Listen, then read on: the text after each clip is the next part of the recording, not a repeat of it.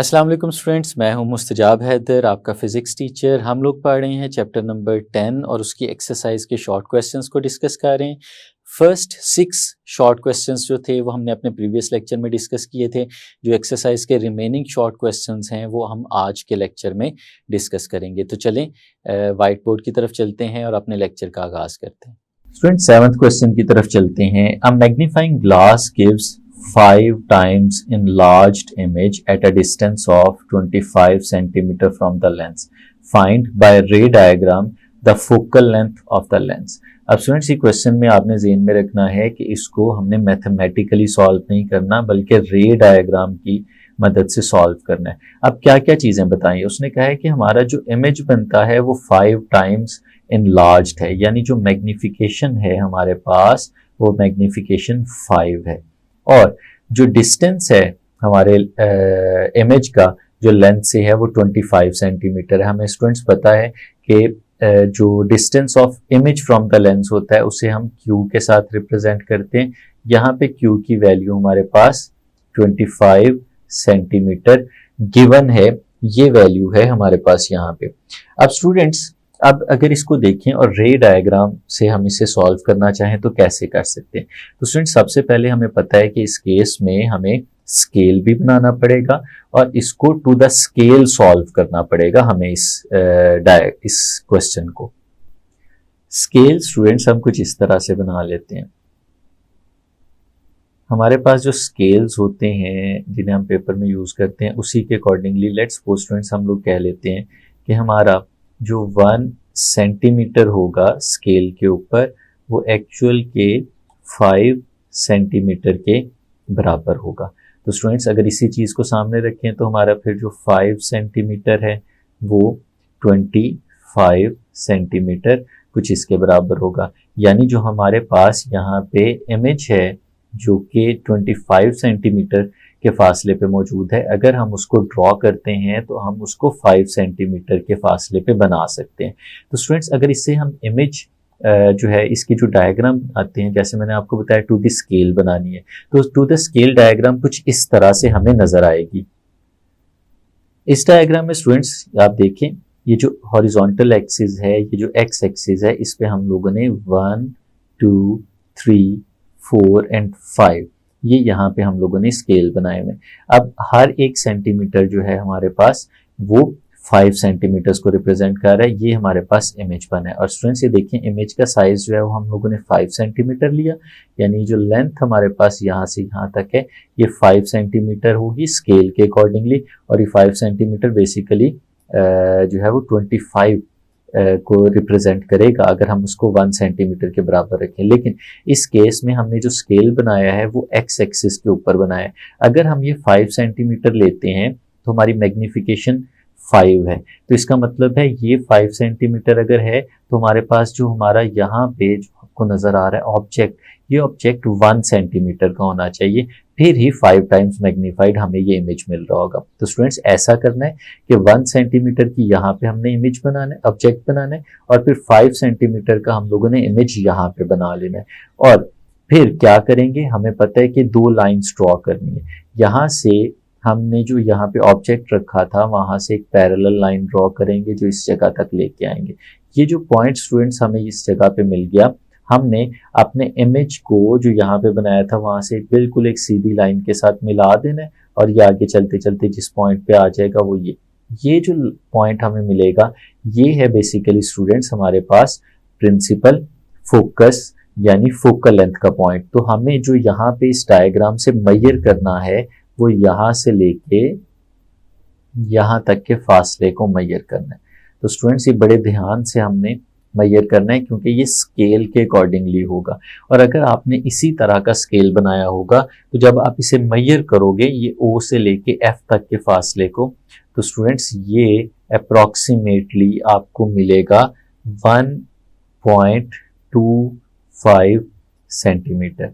अब ये जो स्केल है हमारे पास ये 1.25 सेंटीमीटर, हमें पता है कि ये बेसिकली रिड्यूस हुआ है। हमने देखा है 1 सेंटीमीटर 5 सेंटीमीटर के बराबर है। तो हम अगर फोकल लेंथ की यहाँ पे बात करें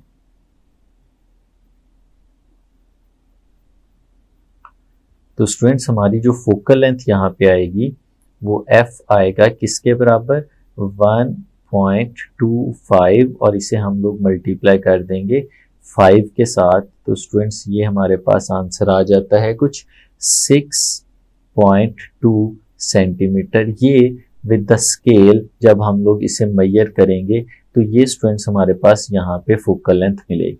हम इसको मैथमेटिकली भी देख सकते हैं। हम अगर देखें तो यहाँ पे हमें मैग्निफिकेशन का फॉर्मूला पता है। हमें पता है कि मैग्निफिकेशन बराबर होती है ये माइक्रोस्कोप की हमारे पास 1 + d डिवाइडेड बाय f, कुछ इसके बराबर होती है। अब क्योंकि हमारा जो इमेज है वो 25 सेंटीमीटर पे बन रहा है स्टूडेंट्स, और हमें पता है कि d की वैल्यू भी हमारे पास 25 होती है, मैग्निफिकेशन हमारी 5 है। हम अगर जो वैल्यूज पता है वो यहाँ पे सब्सटीट्यूट करें तो मैग्निफिकेशन हमारी 5 है इज इक्वल टू 1 प्लस जो d है स्टूडेंट्स इसकी वैल्यू हमें पता है 25 और ये जो f है ये हमें फाइंड आउट करना है। तो कैसे कर सकते हैं स्टूडेंट्स, कि +1 है इसको उठा के इस तरफ ले जाएं तो ये -1 हो जाएगा। 5 - 1 is equal to 25 divided by f। तो ये हमारे पास स्टूडेंट्स कुछ इस तरह से बन गया 4 is equal to 25 divided by f। और फिर अगर हम इसे थोड़ा सा रीअरेंज करते हैं तो इसे ऐसे भी लिखा जा सकता है, f डिवाइड हो रहा है इस तरफ जाके मल्टीप्लाई हो जाएगा, तो f is equal to 25 divided by 4। तो स्टूडेंट्स हम जब 25 को 4 के ऊपर डिवाइड करते हैं तो हमारे पास आंसर आ जाता है 6.2। तो ये स्टूडेंट्स हमारे पास फोकल लेंथ मैथमेटिकल फॉर्म में हमने कैलकुलेट की 6.2 सेंटीमीटर आ गई। अब स्टूडेंट्स अगर ये क्वेश्चन आता है तो हम मैथमेटिकली देख सकते हैं कि हमारा आंसर क्या आना चाहिए, और फिर जब हम बाय स्केल उस डायग्राम को ड्रॉ करेंगे और उससे देखेंगे तो एग्जैक्टली वही आंसर आना चाहिए जो हम लोगों ने मैथमेटिकली कैलकुलेट किया था। तो स्टूडेंट्स जब क्वेश्चन पूछा जा रहा है तो उससे उसने कहा है कि बाय रे डायग्राम करना है आपने, तो वहां पे हमें इसको ये वाली डायग्राम के थ्रू सॉल्व करना है बाय स्केल, और फिर अगर मैथमेटिकली आप उसे प्रूव भी कर दें तो ये एक एडिशनल एडवांटेज होगा हमारे क्वेश्चन के आंसर में। नेक्स्ट क्वेश्चन स्टूडेंट्स हमारे पास MCQ है 10.8 आइडेंटिफाई द करेक्ट आंसर। हमें करेक्ट आंसर बताना है। The resolving power of a compound microscope depends on. Resolving power के बारे में पूछ रहा है कि कंपाउंड माइक्रोस्कोप की रिजॉल्विंग पावर किस पे डिपेंड करती है। Refractive index of the medium in which the object is placed, the diameter of the objective lens, the angle subtended by the objective lens at the object, the position of an observer's eye with regard to the eye lens। अब students अगर resolving power के फॉर्मूले को हम लोग याद करें तो हम लोगों ने सीखा था कि रिजॉल्विंग पावर ये इक्वल होती है d डिवाइडेड बाय 1.22 लैम्डा, ये इस पे डिपेंड करती है। अब स्टूडेंट्स अगर इस फॉर्मूले को सामने रखें तो रिजॉल्विंग पावर तो डिपेंड कर रही है हमारे पास एक डायामीटर ऑफ लेंस पे और दूसरा वेवलेंथ पे, इसके अलावा तो किसी चीज पे डिपेंड नहीं कर रही। अब यहाँ पे पहली ऑप्शन में उसने कहा रिफ्रैक्टिव इंडेक्स ऑफ मीडियम, तो इस पे तो ये डिपेंड करती नहीं है, तो ये ऑप्शन हमारे पास फॉल्स हो गई। The diameter of the objective lens, तो डायामीटर पे तो वो डिपेंड करती है, इसलिए ये ऑप्शन ठीक हो गई। हम बाकी ऑप्शंस को भी देख लेते हैं। The angle subtended by the objective lens at the object, तो एंगल पे भी ये डिपेंड नहीं करती। The position of an observer's eye with regard to the eye lens, इस पे भी डिपेंड नहीं करती। तो स्टूडेंट्स फिर हमारे पास जो सही ऑप्शन है वो है option B, the diameter of the objective lens. Second को देखते हैं। The resolving power of astronomical telescope depends on. Students फिर से हमसे पूछा है उसी चीज के बारे में, रिजॉल्विंग पावर का ही पूछ रहे, लेकिन अब एस्ट्रोनॉमिकल टेलीस्कोप की बात हो रही है। तो किस पे? सबसे पहले the focal length of objective lens, formula हमारे पास सेम है रिजॉल्विंग पावर के लिए, तो फोकल लेंथ तो यहाँ पे नहीं आ रही, इसका मतलब है फोकल लेंथ पे ये डिपेंड नहीं करता। उसके बाद the least distance of distinct vision, small D के साथ जिसे हम रिप्रेजेंट करते हैं, वो भी हमारे फॉर्मूले में मौजूद नहीं है, इस पे भी डिपेंड नहीं करती। The focal length of I lens, इस पे भी डिपेंड नहीं करती। The diameter of the objective lens, तो स्टूडेंट्स हमें पता है कि वो डायमीटर पे डिपेंड करती है, तो इसकी भी सही ऑप्शन हमारे पास डी हो गई। तो स्टूडेंट्स पहले वाले एमसीक्यू की सही ऑप्शन हमारे पास बी है, दूसरे वाले की डी है। दोनों केसेस में डायमीटर ऑफ ऑब्जेक्टिव लेंस इसके ऊपर हमारे पास डिपेंड कर रही होती है resolving power. Students next question है हमारा 10.9, draw sketches showing the different light paths through single mode and a multi mode fibre, why is the single mode fibre preferred in telecommunication. तीन हिस्से हैं स्टूडेंट्स हमारे पास इस क्वेश्चन के। पहले तो उसने कहा है कि स्केचेस ड्रॉ करें सिंगल मोड के और मल्टी मोड के। स्टूडेंट्स ये आपके पास स्केचेस आपकी बुक से शो किए हुए हैं, मैंने इनको आप देख सकते हैं कि फिगर नंबर 10.13 है, जिसके अंदर हमारे पास single mode step index fibre दिखाया गया है, जिसमें हमें पता है कि एक हमारे पास सेंटर में कोर होता है, उसके बाद उसके गिर्द, कोर के गिर्द ये जैसे आपको नजर आ रही है यहाँ पे क्लैडिंग होती है, और हमारे पास जो लाइट है वो कोर में से बिल्कुल सीधा पास करते हुए आगे की तरफ जाती है। इस तरह से हमने ये पाथ शो करना है। सिंगल मोड के अंदर इस तरह से लाइट ट्रांसमिट होती है। और अगर हम लोग मल्टी मोड की फाइबर की बात करें तो ये हमें स्टूडेंट्स नजर आ रहा है नीचे वाली डायग्राम, जो कि मल्टी मोड को रिप्रेजेंट कर रही है। इसमें हम देख रहे हैं कि एक से ज्यादा लाइट सिग्नल साइमल्टेनियसली इसके अंदर भेजे गए हैं। आप देख सकते हैं कि एक सिग्नल जो यहाँ पे आपको क्रिटिकल एंगल से छोटे एंगल पे दिखाया गया है, जो बाहर की तरफ जा रहा है। उसके बाद दो सिग्नल्स ऐसे हैं जो इसके अंदर ही मूव करते करते आगे की तरफ जा रहे हैं। तो ये है जो मल्टी मोड का स्केच है। तो स्टूडेंट्स इसके पहले हाफ में आपने सिंगल मोड के लिए ये वाला स्केच ड्रॉ करना है और मल्टी मोड के लिए ये वाला स्केच ड्रॉ करना है। और इनकी डिटेल्स अगर आप समझना चाहते हैं तो हमारे जो लेक्चर्स हैं इस चैप्टर के, उनमें हमने इन्हें बहुत डिटेल में सीखा हुआ है, आप उनको देख सकते हैं। अब स्टूडेंट्स जो इसका आखिरी हाफ है, आखिरी पार्ट है इस क्वेश्चन का, why is the single mode fibre preferred in telecommunication. Telecommunication के अंदर हम लोग सिंगल मोड फाइबर को प्रेफरेंस क्यों देते हैं, ये हम लोगों ने यहाँ पे बताना है। और स्टूडेंट्स ये जो है हमारे पास, ये अलग से भी एक शॉर्ट क्वेश्चन बन सकता है। तो preference of single mode fibre इस हेडिंग के अंदर।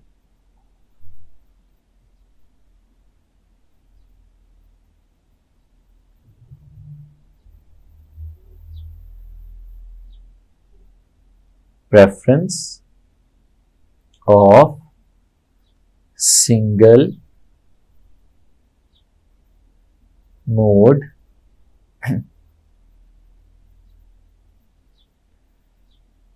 फाइबर।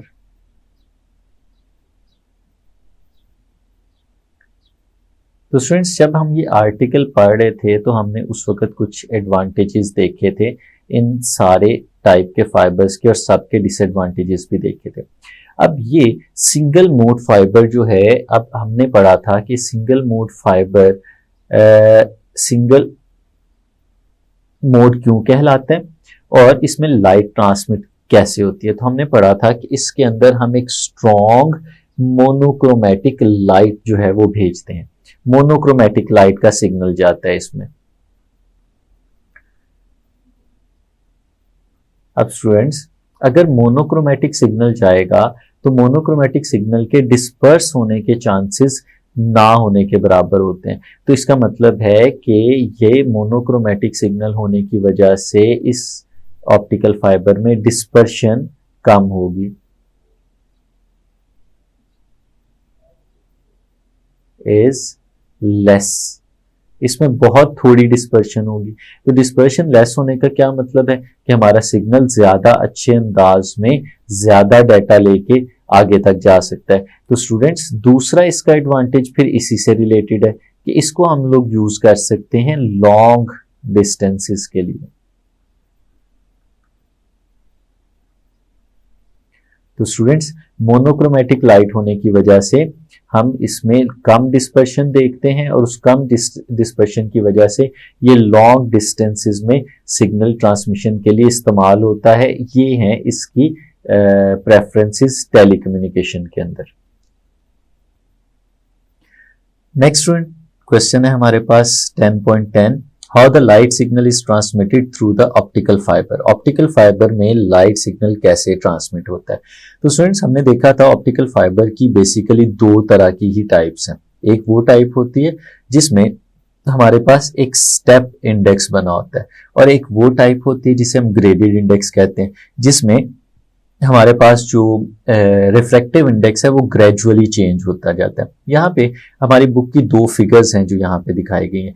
एक ये है कि जिसमें हमारे पास एक ऑर्डिनरी ऑप्टिकल पाइप हो, या इसी तरह हम देख सकते हैं कि इसके ऊपर अगर हम इसके साथ एक और हायर रिफ्लेक्टिव इंडेक्स का मटेरियल यहाँ पे लगा देते हैं, तो स्टूडेंट्स क्या हो सकता है कि हमारे पास जब लाइट आएगी और अगर उसका क्रिटिकल एंगल ज्यादा हो जाए, उसका angle of incidence critical angle से ज्यादा हो जाए, तो वो इंटरनली रिफ्लेक्ट होकर आगे चली जाएगी। इस तरह से जो लाइट ट्रांसमिट होती है ये उन ऑप्टिकल फाइबर्स में होती है जिसमें स्टेप इंडेक्स होता है, जिसका रिफ्लेक्टिव इंडेक्स बहुत जल्दी से चेंज हो रहा होता है। तो स्टूडेंट्स इस तरह के स्टेप इंडेक्स फाइबर्स के अंदर जो ट्रांसमिशन ऑफ लाइट होती है वो होती है पहला मेथड हम उसे कह सकते हैं टोटल इंटरनल रिफ्लेक्शन से।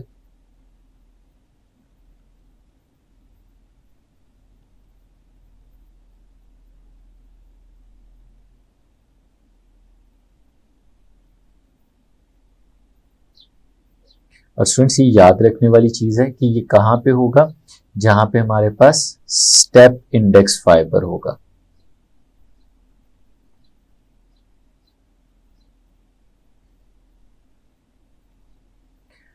और वो स्टेप इंडेक्स फाइबर जो है single mode step index fibre भी हो सकता है और multi mode step index fibre भी हो सकता है।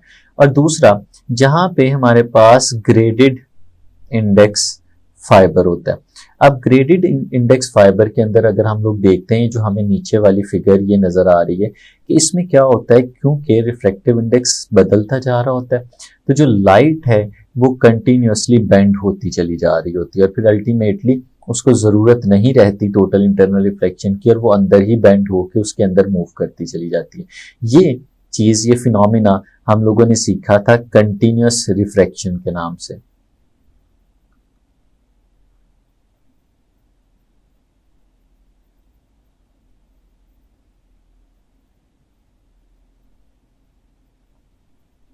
कंटिन्यूअस रिफ्रैक्शन, और ये कहां पे होता है, ये होता है ग्रेडेड इंडेक्स फाइबर के अंदर।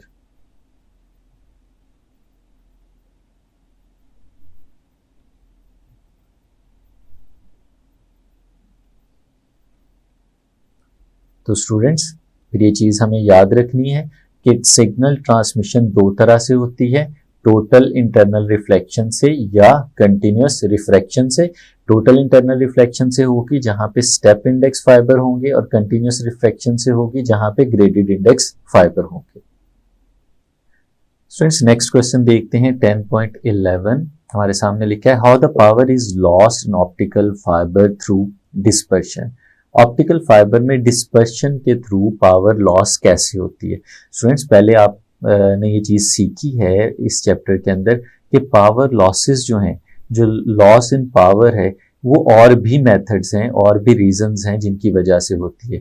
जैसे कि हमने एक रीजन सीखी थी कि एब्जॉर्प्शन की वजह से होती है, और एक रीजन हम लोगों ने सीखी थी स्कैटरिंग की वजह से होती है।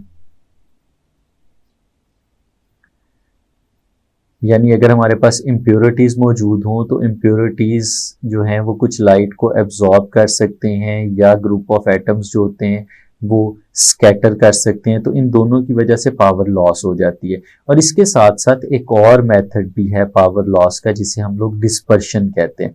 अब डिस्पर्शन की वजह से पावर लॉस कैसे होती है वो हमें यहाँ पे देखना है। तो स्टूडेंट्स हमारी बुक की ये फिगर है जो इसके आंसर में हमें ड्रॉ करनी है और दिखानी है। लेट्स सपोज स्टूडेंट्स हमारे पास एक सोर्स ऑफ लाइट है जो यहाँ पे हमें नजर आ रहा है कि एक रे है जिसे हम लोगों ने ए का नाम दिया है, वो यहाँ से मूव करते हुए हमारे ऑप्टिकल फाइबर में एंटर होती है। अब स्टूडेंट्स अगर ये रे ऑफ लाइट जो है ये परफेक्टली मोनोक्रोमेटिक ना हो, यानी ये वाइट लाइट हो या कोई ऐसी लाइट हो जिसमें एक से ज्यादा वेवलेंथ्स मौजूद हो, तो क्या होगा कि हमें पता है जब एक मीडियम से दूसरे मीडियम में लाइट एंटर होती है तो अकॉर्डिंग टू देयर वेवलेंथ वो अपने जो एंगल है जो नॉर्मल है उस नॉर्मल से डेविएट कर जाती हैं। तो अब यहाँ पे लेट्स सपोज जब ये लाइट इसके अंदर एंटर हुई तो हम देखते हैं कि ये 3 वेवलेंथ से मिलके बनी थी और वो तीनों wavelengths according to their individual capacity वो डिफरेंट एंगल्स के ऊपर इसके अंदर रिफ्लेक्ट हो गए, रिफ्रैक्ट हो गए। अब इस रिफ्रैक्शन से देखते हैं तो हर एक का जो क्रिटिकल एंगल है वो डिफरेंट हो जाता है।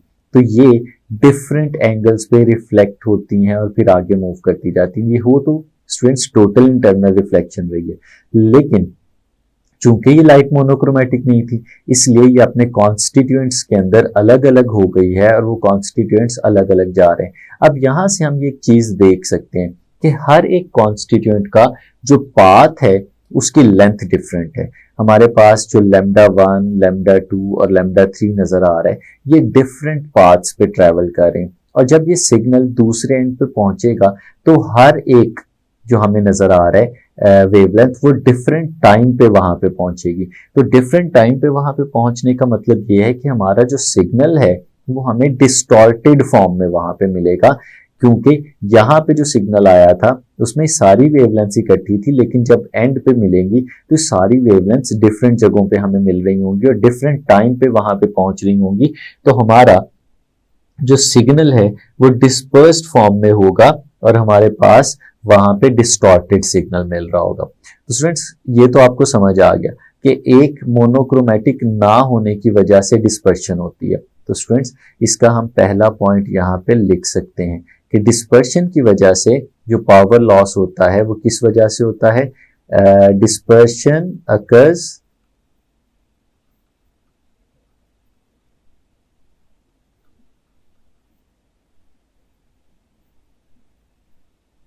डिस्पर्शन अकर्स ड्यू टू, किसकी वजह से हो रही है? Due to non monochromatic nature.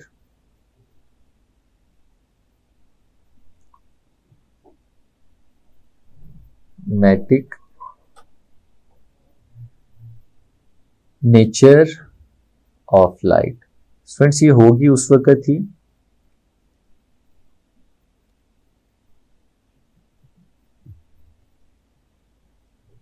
जब हमारे पास जो लाइट सिग्नल हम लोगों ने यूज किया है वो मोनोक्रोमेटिक नहीं होगा।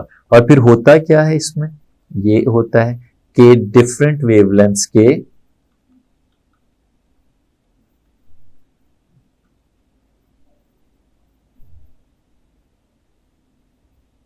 different wavelengths will have different path lengths. Different path lengths.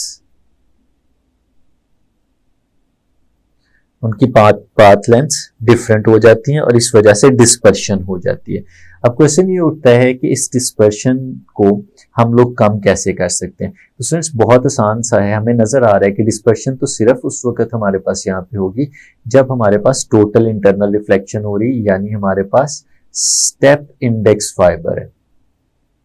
Step index fibre, क्योंकि स्टेप इंडेक्स फाइबर में ही ये प्रॉब्लम आने वाली। अगर हम लोग ग्रेडेड इंडेक्स फाइबर ले लें, जैसे कि नीचे वाली फिगर हमें नजर आ रही है,